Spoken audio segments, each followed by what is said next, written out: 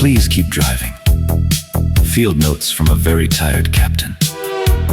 The survey saucer drifted past the little blue planet in a lazy silver arc. And let me be clear, and one suspiciously bright strip mall visible from low orbit. Junior Scout Zibble pressed himself against the observation glass. Captain Brindle! This world is remarkable oxygen-rich atmosphere, abundant water, advanced communications, industrial output, digital networks, and, oh no, multiple active war zones. Captain Brindle didn't look up from his coffee. His mug said, "I saw your planet," and kept going. "Yep," he said, "that's Earth." Zibble's antennae twitched. "Should we prepare first contact?" Brindle nearly inhaled his drink. "No." "But Captain, they've reported seeing us for generations. Surely they're ready." Brindle slowly turned in his chair and gave him the look of someone who had survived both interstellar customs and family reunions. "Kid, those weren't official contacts." Zibble blinked. "They weren't?" Brindle sighed. "Mostly practical jokes." Zibble stared in horror. "Practical jokes?" Brindle slapped the console. Images popped up on the main display. A silver disc over a cornfield, a triangle of lights over a highway, a glowing orb above a lake, a blurry saucer over a trailer park. One especially cursed image of 3 lights over a fast food parking lot. Zibble pointed at the first one. "That one."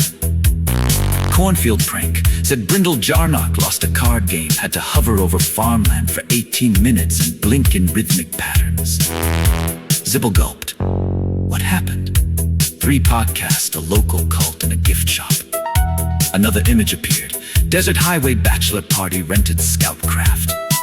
"That caused a military scramble." "Yep. Why would they do that?" One of them yelled, "Watch this," which on our world is also considered a warning.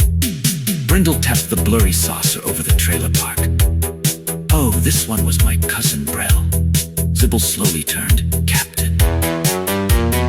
He got drunk on fermented algae and hovered over a mobile home park at 2:13 in the morning while blasting banjo music through the external speakers. Zibble's eyes widened. "Banjo? For 17 minutes? What did the humans do?" One threw a lawn chair, one saluted, one tried to sell him a used generator. Zibble covered his mouth. "We have altered their civilization through low-grade comedy." Brindle nodded grimly. "Earth is basically a roadside attraction to half the galaxy." The scanner zoomed in. A man in flip-flops was arguing with a gas pump. A woman was yelling at a self-checkout machine like it owed her money. 2 neighbors were fighting over a fence line with the emotional intensity of ancient blood rivals. Somebody was filming all of it vertically and shouting, "Oh, it's going down!" Zibble whispered, "Why are they like this?" Brindle sipped his coffee. Stress, ego, caffeine, and a tragic surplus of microphones. The ship's political monitor pinged. A live broadcast came up from one of Earth's major powers. A perfectly coiffed US leader stood behind a podium, jabbing the air with one finger while speaking in the kind of tone that suggested both confidence and absolutely no breaks. "My fellow citizens," the leader boomed, "we have the greatest defense, the greatest economy, the greatest snack foods, and frankly, if aliens are out there, they're probably very impressed. Very impressed people are saying it." Zibble stared. "Captain, is that their planetary ruler?" Brindle barked out a laugh. No, that's just one of their loudest regional chiefs." The leader continued on screen. "And let me be clear, if any flying saucers come here, they will respect our airspace, our values, and our tremendous parking lots." Zibble slowly lowered himself into a chair. They let him speak in public. Oh, constantly. Does he know things? Brindle considered that. He knows. Words.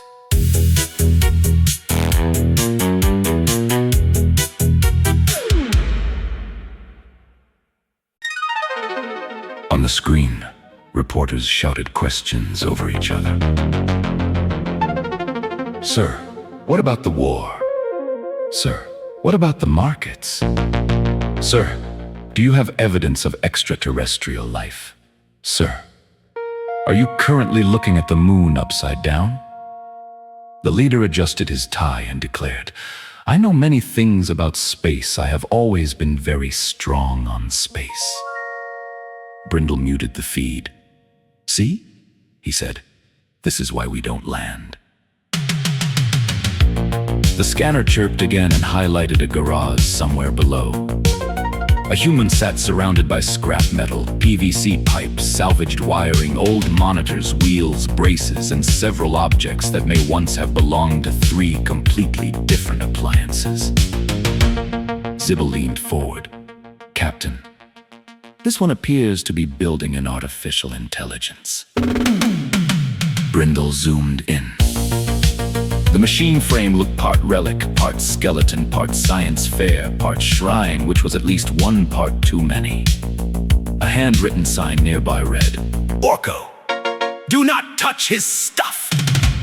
A second sign below it read, No, really? The human tightened a bolt, stepped back, stared for a while, then moved the whole upper frame 3 inches to the left with the expression of a man who had changed his mind for the 9th time and meant it.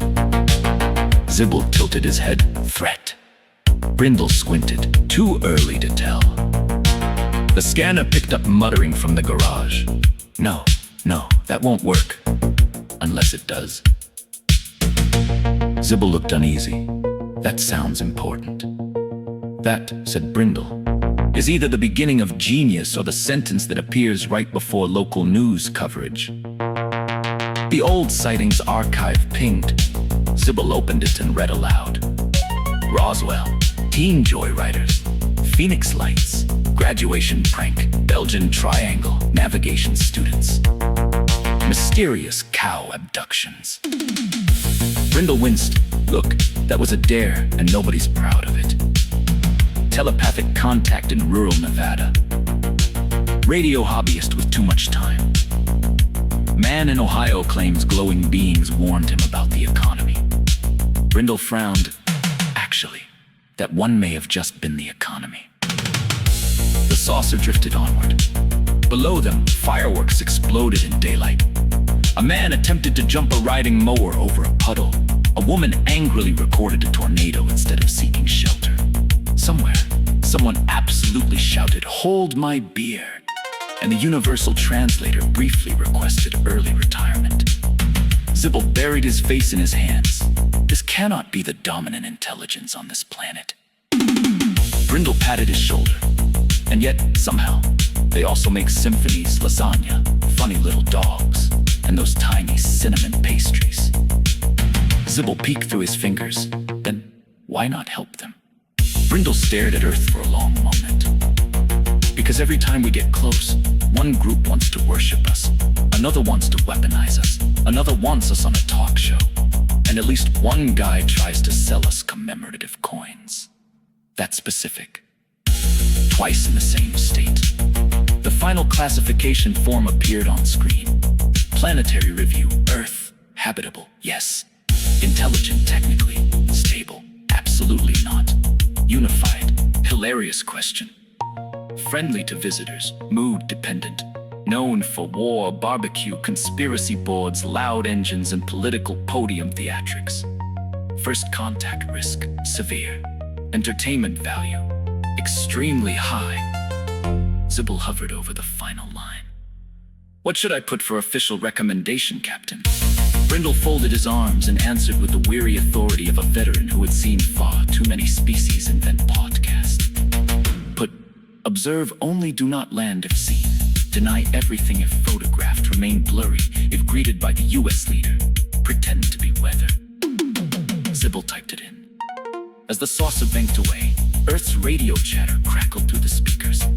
A siren, a dog barking, a game show buzzer, a power tool running at midnight, a pundit yelling, a grill sizzling, and from one garage, a tired human voice saying, "All right, let's see what happens."